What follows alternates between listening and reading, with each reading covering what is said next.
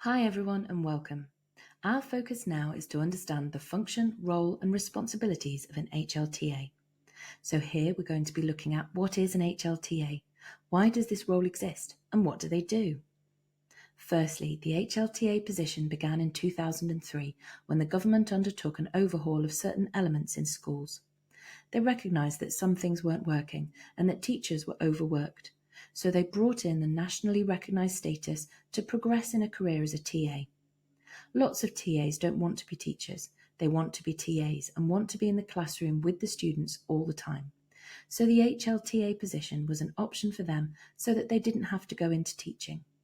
You can still make progress in a career as a TA without having to retrain as a teacher.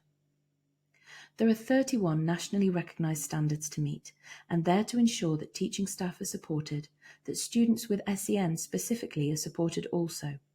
So it helps teaching staff with workloads, but also helps our students with SEN get a little bit more support for their needs. Most of you will probably already be working as a TA, and you want to branch out and seek further responsibilities. Some of you may be using this as a stepping stone to become a fully qualified teacher, and that's fantastic. But some of you may just be doing this so that you can be an HLTA and have something else to be working towards and some extra responsibilities. That's fantastic too. So why the need for an HLTA role? Well, it allows you to take on that higher level when it comes to supporting students, contributing to school life and working alongside teaching staff. It really is a collaborative role. You're working with and alongside all of the other staff within a school to make sure that we're raising standards for children in schools, and especially those children that have got special educational needs who need that extra support. However, the HLTA role will differ from school to school. It completely depends on what your school needs and what they want from their staff and for their students, what students they have, and if there are any specific needs that students have. And it will also depend on what your areas of expertise are. So it's not the same cookie cutter role for every single person. It's very specific to the individual, the school, and the children that they're working with. So as an HLTA, you're working in collaboration with all of the other school staff. You're also working in collaboration with any visiting professionals that may visit. That can be therapists or psychologists or anybody really that's coming in to support the students with any need they may have. So as an HLTA, you'll be planning and preparing lessons. These are not full lessons that a teacher may need to provide. You will not have to be delivering lessons as a teacher would. You're not a replacement for a teacher, you're a support to the teacher. So you may be planning and preparing lessons or interventions. You may be delivering these to students as well. These may be with individual students, it could be groups of students, or it could be a whole class, while a teacher takes out a group or an individual for some different work.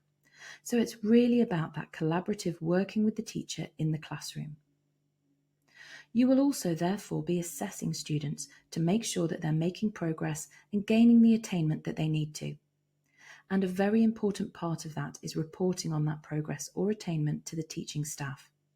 It's really important that everybody knows exactly where those children are on their journey so that you can put the right support in and they can have the right lessons aimed at their level. So aside from all the aspects required of you in lessons, you may also want to run extracurricular clubs for your students. And again, that will depend on your specific area of expertise. If you're an art specialist, for example, you may want to run an art club or maybe do some art therapy for students.